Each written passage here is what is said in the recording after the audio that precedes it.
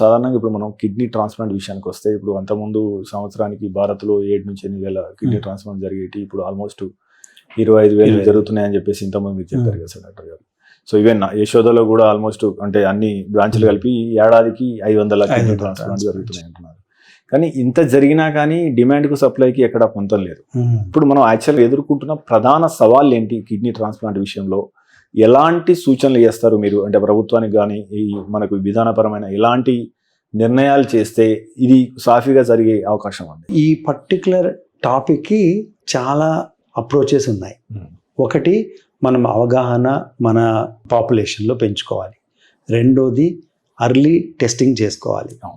మూడోది, టెస్ట్ చేసుకున్న తర్వాత కరెక్ట్గా మందులు పాటించి ఇవన్నీ కంట్రోల్ చేసుకొని 1 సంవత్సరం నుంచి ఇంకొక సంవత్సరానికి కిడ్నీ ప్రాబ్లం పెరగకుండా చూసుకోవాలి.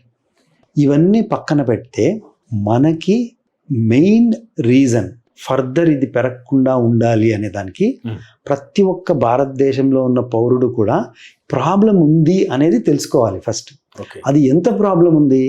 మన దేశంలో సంవత్సరానికి 5 లక్షల మంది కొత్తగా డయాలిసిస్ స్టార్ట్ చేసుకోవాల్సిన అవసరం ఉంది. ప్రతి సంవత్సరం 5 లక్షల మంది కొత్త పేషెంట్స్ ఈరోజు డయాలిసిస్ స్టార్ట్ చేసుకోవాలి ప్రతి సంవత్సరం. వీళ్ళు కొత్త పేషెంట్స్.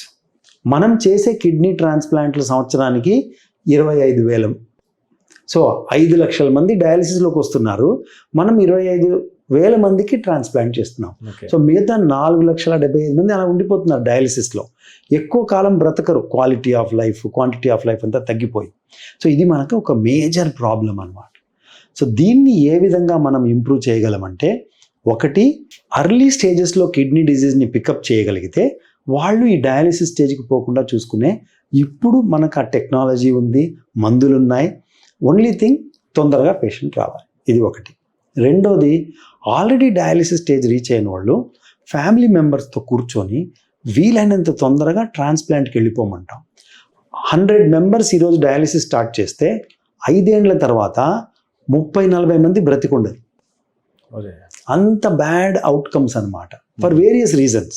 మన క్వాలిటీ ఆఫ్ డయాలిసిస్ పెరిగింది, number of dialysis the country పెరిగింది, అయినా కూడా 30-40% ఎవ్రీ 6 years చనిపోతారు డయాలిసిస్లో. అదే ట్రాన్స్ప్లాంట్ తర్వాత మన దేశం డేటా 97% 1 yearలో బాగుంటారు, 10 yearsకి 85% బాగుంటారు, 14% మళ్ళీ వాపస్ డయాలిసిస్కి వచ్చే అవకాశం ఉంటుంది వాళ్ళు. సో ఈ quality and quantity of life చాలా బాగుంది కాబట్టి ట్రాన్స్ప్లాంట్ తర్వాత ఒకటి, ఫ్యామిలీ మెంబర్స్ వీలైనంత తొందరగా డొనేట్ చేసి వాళ్ళకి ట్రాన్స్ప్లాంట్ చేయాలి. ఎవరికైతే ఫ్యామిలీ మెంబర్స్ కుదరదో వాళ్ళు కెడవర్ లిస్ట్ అని ఉంటారు.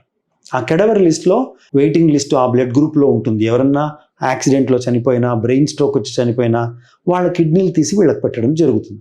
చాలా హాస్పిటల్స్లో ఈ బ్రెయిన్ డెత్ డిక్లరేషన్ అనేది అసలు జరగదు. ఎందుకంటే it is a major thing. ఫ్యామిలీతో కూర్చోవాలి, first brain death declaration, second brain death declaration, అవన్నీ లాట్ ఆఫ్ ఫార్మాలిటీస్ అన్నమాట. సో అవన్నీ చేయరు అసలు.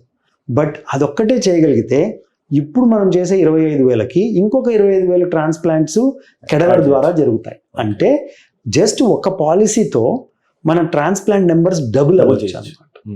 సో ఇది ప్రభుత్వము తెలుసుకోవాల్సింది. ప్లస్ ప్రతి ఒక్క డాక్టరు, ఐసీయూలో పనిచేసే వాళ్ళు బ్రెయిన్ డెత్ డిక్లరేషన్ ఇంపార్టెన్స్ తెలుసుకోవాలి.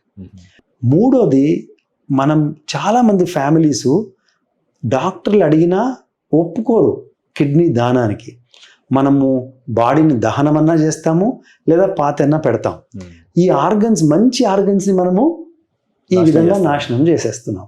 సో ఎవరైతే యాక్సిడెంట్లో చనిపోతారో, లేదా బ్రెయిన్ స్ట్రోక్ వచ్చి చనిపోతారో, బ్రెయిన్ డెడ్ అవుతారో, ఆ ఫ్యామిలీస్ ముందుకొచ్చి ఒక్క బాడీ డొనేట్ చేస్తే 2 కళ్ళు, హార్ట్, 2 లంగ్స్, 2 కిడ్నీలు, లివరు, ఇంటెస్టైన్, అట్లా రకరకాల ఒక 10 మందికి మనము కొత్త లైఫ్ ఇచ్చిన వాళ్ళం అవుతాం. ఇది మనం అందరం తెలుసుకోవాల్సిన విషయం. మీరు తీసుకునే అదే మందులు, అదే నాణ్యమైన మందులు, కానీ సగం ధరకే. అవును, మెడ్ ప్లస్ బ్రాండ్స్ పై 50-80% తగ్గింపు.